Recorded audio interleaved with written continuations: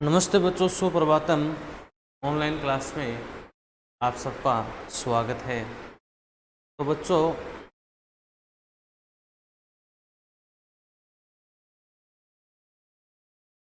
आज हम पढ़ेंगे समास के बारे में। आज हम क्या पढ़ेंगे? समास। आज का हमारा टॉपिक है बच्चों समास। ठीक है। अब बच्चों, सबसे पहले हमें ये जानना बहुत ज़रूरी है कि समास होता क्या है। सबसे पहले हम समास का संधि विच्छेद करेंगे। तो बच्चों, समास का संधि विच्छेद होता है सम प्लस आस। सम प्लस आस।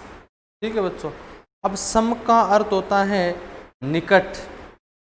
सम का अर्थ क्या होता है बच्चों? निकट या पास। आस की बात करें तो बच्चों, आस का अर्थ होता है बैठना। आस का अर्थ क्या है? बैठना। ठीक है, क्या है? बैठना। अब देखिए बच्चों, जब दो या दो से अधिक शब्द पास आकर बैठते हैं समास में, या तो दो शब्दों का मेल होता है या दो पदों का मेल होता है। किसका मेल होता है? या दो शब्दों का मेल होता है या दो पदों का मेल होता है। देखिए, समास का संधि विच्छेद सम प्लस आस। सम का अर्थ है निकट, आस का अर्थ है बैठना, यानी निकट बैठा हुआ। ठीक है। अब बच्चों, इसकी परिभाषा क्या होगी? लीजिए, इसकी परिभाषा होगी बच्चों दो या दो से अधिक। अब देखिए बच्चों, इसकी परिभाषा क्या होगी? इसकी परिभाषा होगी बच्चों दो या दो से अधिक। दो या दो से अधिक। दो या दो से अधिक पदों या शब्दों के मेल को, पदों या शब्दों के मेल को, शब्दों के मेल को समास कहते हैं। क्या कहते हैं? समास कहते हैं। अब देखिए बच्चों, दो या दो से अधिक पदों या शब्दों के मेल को ही बच्चों क्या कहा जाता है? समास कहा जाता है। क्या कहा जाता है? समास। अब देखिए, संस्कृत में इसकी परिभाषा होती है समसनम समास है। अब देखिए बच्चों, इसमें बताया है कि संक्षेप करना ही क्या है? समास है। संक्षेप करना ही क्या है बच्चों? समास है। संस्कृत में इसकी परिभाषा होगी। वैसे समास में देखिए, संधि में दो वर्णों का मेल होता है। संधि में दो वर्णों का मेल होता है। बच्चों, बात करें हम समास की, तो समास में दो शब्दों या पदों का मेल होता है।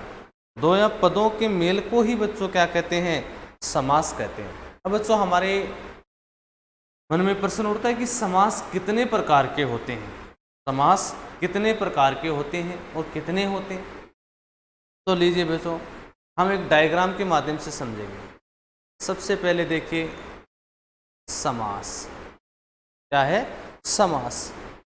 अब देखिए, पदों की प्रधानता के आधार पर पढ़ रहे हैं बच्चों। पदों की प्रधानता के आधार पर समास चार प्रकार के होते हैं। कितनी प्रकार के होते हैं? चार प्रकार के होते हैं। वे चार प्रकार कौन कौन से बच्चों? सबसे पहले देखिए, पूर्व पद प्रधान। पूर्व पद प्रधान। नंबर दो की बात करें बच्चों, उत्तर पद प्रधान। कौन सा पद प्रधान? उत्तर पद प्रधान। नंबर तीन की बात करें तो तीन पे आता है बच्चों उभय पद प्रधान। कौन सा? उभय पद प्रधान। नंबर चार की बात करें तो इसमें आता है बच्चों अन्य पद प्रधान। अन्य पद प्रधान। ठीक है। अब देखिए, पदों की प्रधानता के आधार पर हम बात करें समास। पूर्व पद का अर्थ होता है बच्चों पहला पद। कौन सा पद? पहला पद। हम बात करते हैं बच्चों उत्तर पद। उत्तर पद का मतलब होता है दूसरा पद। कौन सा पद? दूसरा पद। उभय पद की बात करें तो उभय पद का अर्थ होता है बच्चों दोनों पद। दोनों पद। अन्य पद की बात करें तो बच्चों अन्य पद में आता है तीसरा पद। कौन सा पद? तीसरा पद। न तो पहला न दूसरा और तीसरा। अब बच्चों बात करते हैं ऐसा समास जिसमें केवल और केवल पहला पद प्रधान हो, तो ये है बच्चों अव्ययी भाव समास। कौन सा समास? अव्ययी भाव समास। ऐसा समास जिसमें दूसरा पद प्रधान हो वो है बच्चों तत्पुरुष समास। कौन सा समास? तत्पुरुष समास। ऐसा समास जिसमें दोनों ही पद प्रधान हो तो वो होता है बच्चों द्वंद्व समास। कौन सा समास? द्वंद्व समास। ऐसा समास जिसमें ना पहला पद प्रधान हो ना दूसरा पद प्रधान हो अपितु कोई तीसरा ही पद प्रधान हो, वो आता है बच्चों बहुव्रीहि समास। कौन सा समास? बहुव्रीहि समास। ठीक है। अब देखिए पदों की प्रधानता के आधार पर, पदों की प्रधानता के आधार पर, पदों की प्रधानता के आधार पर बच्चों समास चार प्रकार के होते हैं। अव्ययभाव समास, तत्पुरुष समास, द्वंद्व समास और बहुव्रीहि समास। अब देखिए बच्चों आपको नोट लगाकर लिखना है। नोट कर्मधारय व कर्मधारय व द्विगु समास। कौन सा समास? कर्मधारय व द्विगु समास में दूसरा पद प्रधान होता है। दूसरा पद प्रधान होता है, प्रधान होता है, इसलिए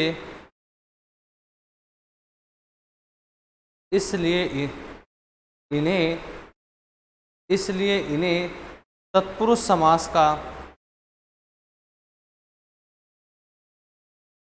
समास का उपभेद माना जाता है। उपभेद माना जाता है। अब देखिए बच्चों ये हमने समास का वर्गीकरण किया। सबसे पहले बच्चों पदों की प्रधानता के आधार पर हम बात करें तो पदों की प्रधानता के आधार पर समास चार प्रकार के होते हैं। पूर्व पद प्रधान, उत्तर पद प्रधान, उभय पद प्रधान व बच्चों अन्य पद प्रधान। अब बच्चों बात करते हैं हम ऐसा समास जिसमें केवल और केवल पहला पद प्रधान हो, वो होता है बच्चों अव्ययभाव समास। कौन सा समास होता है? अव्ययभाव समास। ऐसा समास जिसमें दूसरा पद प्रधान हो यानी तत्पुरुष समास। अब हम बात करते हैं बच्चों ऐसा समास जिसमें दोनों ही पद प्रधान हो, ठीक है, वो आता है बच्चों द्वंद्व समास। ठीक, ऐसा समास जिसमें ना तो पहला पद प्रधान हो ना दूसरा पद प्रधान हो अपितु कोई तीसरा ही प्रधान हो, वो आता है बच्चों बहुव्रीहि समास। अब देखिए बच्चों यहाँ पर नोट लगा कि मैंने लिखा कर्मधारय व द्विगु। कर्मधारय व द्विगु समास में दूसरा पद प्रधान होता है, इसलिए इन्हें तत्पुरुष समास का उपभेद मानकर पढ़ा जाता है। किस समास का उपभेद माना जाता है? तत्पुरुष समास का उपभेद मान करके पढ़ा जाता है। ठीक है बच्चों। अब हम ये 30 समास के बारे में बच्चों सामान्य जानकारी, और आज बच्चों हम पढ़ेंगे तत्पुरुष समास। कौन सा समास पढ़ेंगे? तत्पुरुष समास। ठीक है।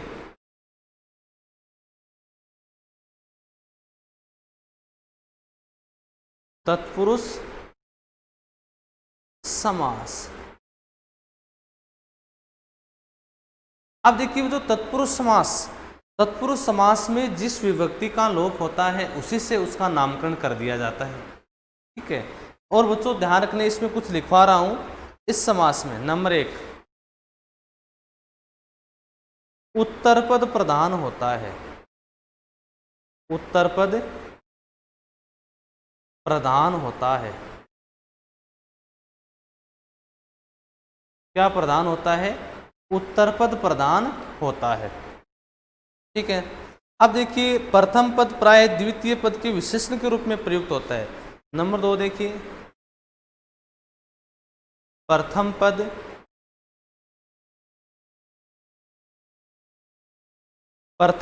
प्राय द्वितीय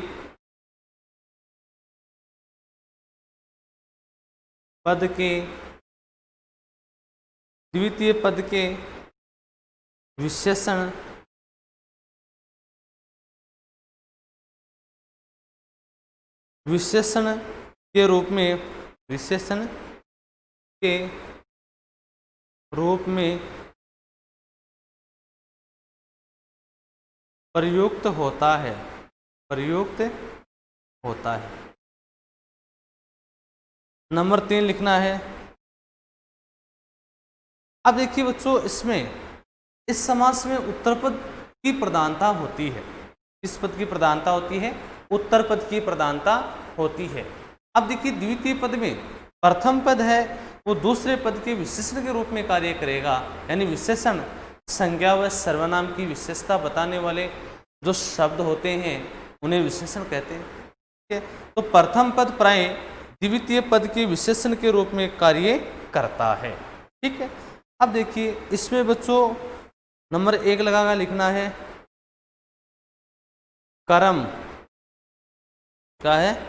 कर्म यानी द्वितीया। कौन सी? कर्म में कौन सी विभक्ति होती है? द्वितीया। कर्म तत्पुरुष समास। कर्म तत्पुरुष समास आज हम। ठीक है। अब देखिए कर्म द्वितीया तत्पुरुष समास। अब देखिए कर्मकार का चिन्ह होता है कर्ता ने कर्म को। अब देखिए जैसे मान लीजिए बच्चों सुख प्राप्त है, शब्द क्या है? सुख प्राप्त है। ठीक है। अब बच्चों इसमें आपको क्या करना है? अब देखिए सुख प्राप्त है यानी सुख को प्राप्त। ठीक है। अब देखिए इसमें क्या करना बच्चों, इसका अब सुख प्राप्त आपके सामने शब्द है, इसका आपको करना है समास विग्रह। तो सुख को प्राप्त हो गया, आप कहते हैं ना सुख को प्राप्त। तो प्रथम पद में द्वितीया लगानी है और द्वितीय पद को वैसा का वैसा लिखना है। अब देखिए द्वितीया लगाने के लिए मैंने आपको बच्चों बहुत बार बताया था, आपको क्या करना है, प्रथम पद के में जो अनुस्वार लगा देना है। तो आपको देखिए सुखम प्राप्त है, ये हो गया इसका समास विग्रह। अब देखिए यहां पर सुखम प्राप्त है, सुख को प्राप्त है। ठीक है। कष्टापन है, आगे देखिए कष्टापन है, कष्ट को प्राप्त। ठीक है। तो कष्टम में कौन सी विभक्ति लगानी है? द्वितीय विभक्ति लगानी है। तो इसमें कैसे लगाओगे? कष्टम आपने है, कष्टम आपने है। अब देखिए नरक पतित है, नरक पतित है। अब बच्चों देखिए नरक पतित है, प्राप्त है, आपने है, पतित है, गत है, श्रित है। इन शब्दों में कौन सी, इन शब्दों के साथ द्वितीय तत्पुरुष समास यानी कर्म तत्पुरुष समास होता है। तो इसमें कैसे करोगे बच्चों? नरकम पतित है, नरकम पतित है। आगे देखिए बच्चों शौरग गत है, शौरग गत है। ठीक है। तो इसमें कैसे करोगे? अब देखिए कुछ शब्द है जैसे प्राप्त है, आपने है, पतित है, गत है, श्रित है, शब्दों के योग में द्वितीय तत्पुरुष समास होता है। अब देखिए यहाँ पर स्वर्गम गत आ गया। ठीक है। तो स्वर्गम में कौन सी विभक्ति लगानी है? द्वितीय।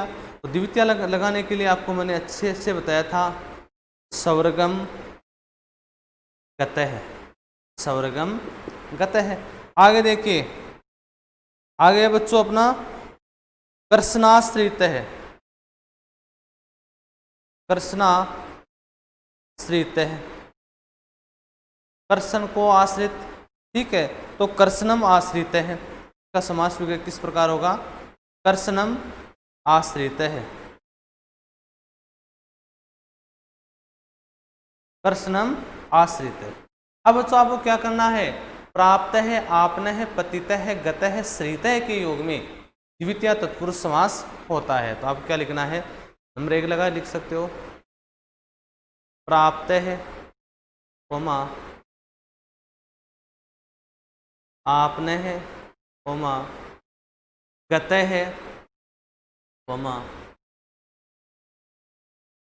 प्राप्त है, कोमा श्रित है। क्या हो जाएगा, श्रित है। ठीक है, 5 हो गए। प्राप्त है, आपने है, गत है, तो प्राप्त 2 बार लिख दिया। ठीक है, कोई बात नहीं। पतित है, प्राप्त के स्थान पर हम यहाँ कर लेंगे पतित है। ठीक है, आगे देखिए, पतित है, प्राप्त है, आपने है, गत है, पतित है और श्रित है आदि शब्दों के योग में, आदि शब्दों के साथ, आदि शब्दों के साथ द्वितीय तत्पुरुष समास, द्वितीय तत्पुरुष समास होता है। कौन सा समास होता है, द्वितीय तत्पुरुष समास होता है। किसी भी शब्द में आपको प्राप्त है, आपने है, गत है, पतित है, श्रित है, ये शब्द मिले तो बच्चों आपको कौन सा समास कर देना है, द्वितीय तत्पुरुष समास कर देना है। ठीक है, अब देखिए नंबर 2, करण। करण मतलब तृतीया, तृतीय तत्पुरुष समास, तृतीय तत्पुरुष समास। अब देखिए इसका चिन्ह होता है कर्ता ने कर्म को करण से, करण से। अब देखिए नख भिन्न है, नख भिन्न है, नख से भिन्न, से चिन्ह आ गया ना, क्या चिन्ह आ गया, से। तो से आते ही आपको पता होना चाहिए बच्चों से चिन्ह किस कारक का है, कर्ता ने कर्म को करण से या द्वारा। ठीक है, तो ये करण तृतीया है, तो प्रथम जो शब्द है इसमें तृतीया लगा देनी है, तो लिखिए नखई। और दूसरे में आपको बिल्कुल वैसा का वैसा ही लिख देना है, ये लीजिए भिन्न है, नखई भिन्न है। ठीक है, आगे देखिए, भिक्षार्जितम, भिक्षा अर्जितम। अब देखिए भिक्षा से अर्जित, भिक्षार्जितम आ गया बच्चों, तो भिक्षा से अर्जित। ठीक है, तो यहाँ पर किस चिन्ह का लोप है, से चिन्ह का लोप है। ठीक है, और से चिन्ह है वो किस कारक का है, करण कारक का है। तो प्रथम जो शब्द है उसमें आपको तृतीया लगा देनी है, तो भिक्षा आकारांत स्त्रीलिंग, तो देखिए भिक्षया अर्जितम, भिक्षया अर्जितम।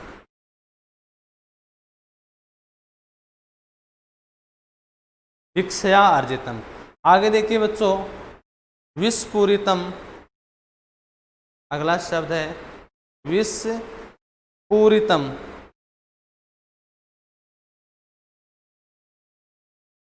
विष से पूरितम, विष से भरा हुआ, से चिन्ह का लोप है इसमें भी। ठीक है, तो विष में कौन सी व्यक्ति लगानी है, विष आकारांत है, नहीं आकारांत है और पुल्लिंग शब्द है। तो विषेण, राम का रामायण बनता है ना, उसी प्रकार का विष का बनेगा विषेण। ठीक है, अब पूरितम को बिल्कुल आपको वैसा का वैसा ही लिख देना है, विषेण पूरितम। ठीक है, अब आगे देखिए बच्चों, लोभाविष्ट है,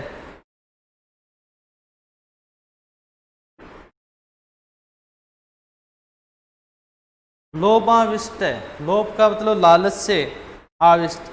अब देखिए लोभ से आविष्ट हो गया। ठीक है, अब लोभ से चिन्ह आ रहा है, तो से चिन्ह है बच्चों किस कारक का है, तो बच्चों आप कहोगे कि से चिन्ह है वो करण कारक का है। किस कारक का है? करण कारक का है। तो लोभ में लालच से गिरा हुआ लोभाविष्ट है, लालच से गिरा हुआ, तो लोभ आकारांत है, तो लोभेन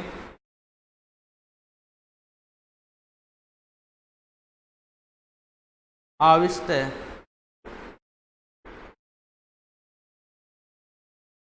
लोभेन आविष्ट है। ठीक है, आगे देखिए बच्चों संप्रदान, अगला कौन सा है? संप्रदान तत्पुरुष समास। देखिए संप्रदान तत्पुरुष समास, संप्रदान का अर्थ होता है बच्चों के लिए। जैसे देखिए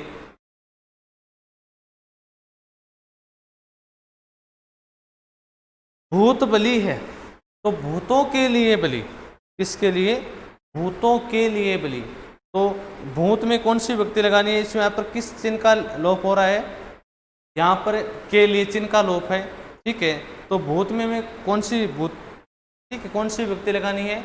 चतुर्थी विभक्ति लगानी है। तो चतुर्थी कैसे लगाओगे? भूतों बे भूतेभ्यो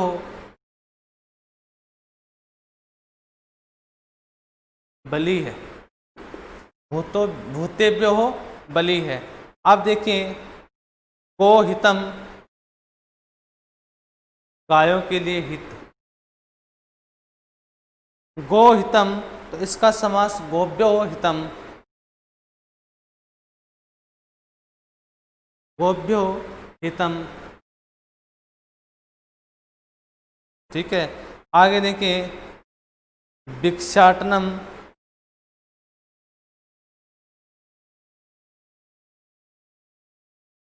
क्या है? भिक्षाटनम, तो बच्चों भिक्षायै,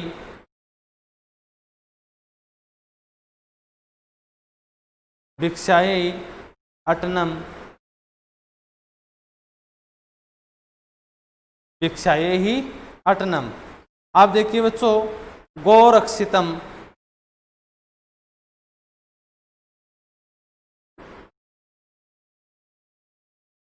गायों के लिए रक्षित। ठीक है, गोभ्य है